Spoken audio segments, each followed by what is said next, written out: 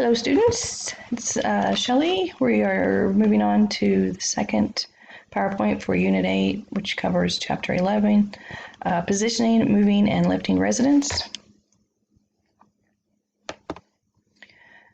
Talking about transfers. Transferring is moving a resident from one place to another, such as a bed to chair or a wheelchair to toilet or bedside commode.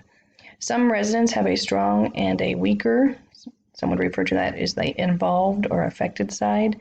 Nurse assistant must plan to move so the stronger side moves first and the weaker follows. What determines how we transfer a patient is their size, their ability, their condition, their cognitive function, and the available equipment. Activity is good medicine. Why is it important? Because it prevents complications of bed rest or immobility. Effects of immobility. One of the main ones of concern is blood clots. A thrombus is a blood clot that is embedded in the vein, and an embolus would be a blood clot that it breaks free from the vein and then travels. And that becomes dangerous because it can travel and get lodged in your brain and cause a stroke. It can get lodged in your heart and cause a heart attack. It can get lodged in your lungs and cause a pulmonary embolism.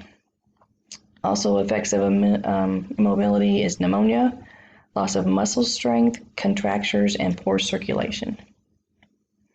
One of your homework assignments that I've given you is just a practice exercise on identifying the body system and the effects of immobility on each body system.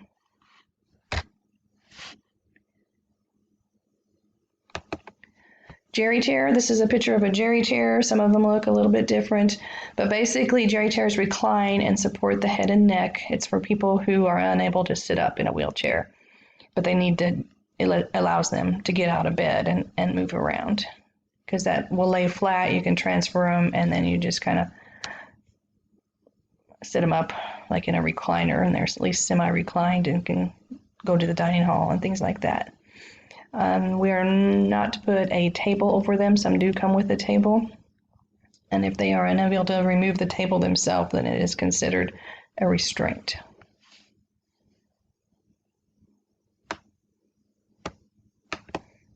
Helping the resident to a sitting position. We've practiced that. One hand should be under the resident's shoulder blade, as you see there, and the other under the thighs. The weight of the legs hanging down from the bed helps the resident to sit up, and you see her placement there where her hand is too. Moving a resident up in bed with a draw sheet. You see here they have the draw sheet rolled towards the patient. Their palms are up. Their hands are at the shoulders and the hips. It's the two heaviest parts. Both people should shift their weight to the back foot and then move the resident up in bed. After you're done, you should make the patient comfortable and unroll and tidy up the draw sheet. Try to get as many wrinkles out as you can.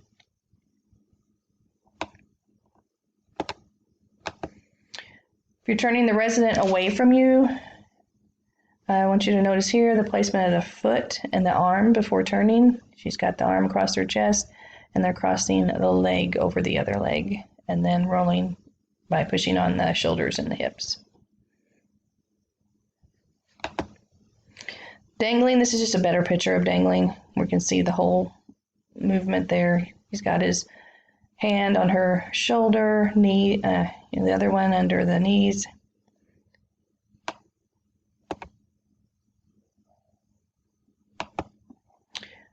Transfer to a chair with a gait belt. The gait belt or transfer belt needs to be below the rib cage and above the waist. Make sure the breasts are not caught under the gait belt. It should be snug. Leave enough room to insert flat fingers under the belt. Remember to bend at the knees. That's the main thing that I like about this picture, is showing how she's bending at the knees before they stand.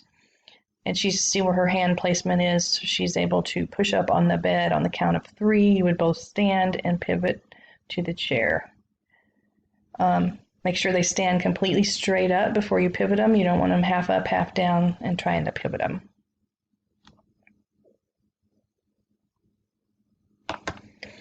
This is something we've also practiced, but it is the side lying position or lateral positioning. You see the picture there. You've got the head supported by the pillow, the shoulder adjusted so the resident is not lying on their arm. The top arm is supported by a pillow. The back is supported sometimes by a wedge or can be a pillow too. Hips are properly aligned. Top knee is bent or flexed. And then a supportive device between the legs with the top knee flexed, knee and ankle supported. Some important things to remember about dangling. You stay with the resident at all times. You're going to check for dizziness. If a resident feels dizzy or faint, help him or her lie back down again and make sure he is secure, and then tell the nurse that you tried to get him up and they got dizzy, so you laid him back down. Terms to know: orthostatic hypotension. This would be one reason why they would get dizzy when they sit up. They go from a laying position to a sitting, and sometimes their blood pressure drops, and those are the ones that can just kind of fall out on the floor on you and faint. So you got to be careful with that. Sudden drop in blood pressure that occurs when a person changes position, often caused by not enough fluids or dehydration. Just a reminder about the gait belt. Some of this is probably duplicate, I'm sure it is. Place the belt over the resident's clothing, below the rib cage, above the waist. Do not put it over bare skin. Make sure the breasts are not caught under the belt. Position the buckle tightly off-center in the front or back for comfort. Leave enough room to insert 3 fingers into the belt, and when you insert fingers, you want your fingertips up. That way, if they're going down, you're pushing up against that. Safety. Anytime you are getting somebody up, number one, you would never get anybody up barefooted. Put non-skid footwear on the resident. That can either be the non-skid socks or socks and shoes, and fasten securely anytime that they will be standing. Correct use of a wheelchair. You're going to get used to taking the legs, footrest off and on all the time. It's much easier to take them off before you head into those bathrooms because the bathrooms are small. Place the wheelchair near the head foot of the bed with the arm of the wheelchair almost touching the bed. Placed on the resident's stronger side or unaffected side. You always, anytime you're doing any transfer, you make sure that the bed is locked and the wheelchairs are locked. That's just during the transfers. Now, when you're done transferring, you have to, if they self-propel or move around on their own, you can't leave them locked. You have to unlock it for them. But during transfers, you make sure that that they are both locked. Positioning in the wheelchair, the back and the buttocks should be against the back of the chair. Feet should be flat on the floor or footrest. Back of the knees and calves slightly away from the edge of the seat, and support affected arm. If they have they've had a stroke on the left side, you always want to remember you're going to put a pillow or something. Some of them will have added little appliances on their wheelchair if they've had a stroke to support their affected side. Position of the wheelchair, you see that's at a 90-degree angle. You get them as close as you can to that bar so that they can kind of help support themselves. Same procedure, you just need to make sure that they can use that bar if they're able. This is a picture of transferring a person to a stretcher. A draw sheet is used to transfer the person from the bed to the stretcher. So we got 2 pulling and 1 pushing, I guess. And then on the count of 3, they're going to transfer that person over.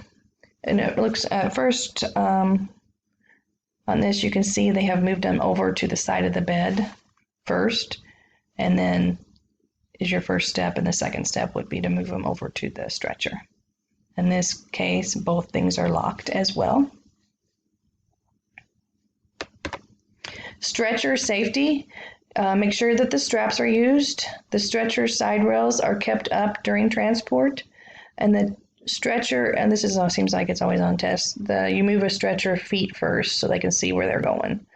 The staff member at the head of the stretcher can watch the person's breathing and color. Never leave the person alone on a stretcher. This is a picture of a mechanical lift. And that's one thing, hopefully, we can get in the nursing home, and when we do get in the nursing home, we'll be able to get checked off on that. Mechanical lifts, you must always have at least 2 people present when using a lift. You would never do it by yourself, because you have one person that is like running the buttons or the crank if it's not electric, and the other person is supports and guides the body to prevent injury. Know the weight limit of your mechanical lift. Some of them do have a 300-400 pound weight limit. With residents, arms folded across their chest as you'll attach the straps. And I already said that the other person is there to support and guide the body.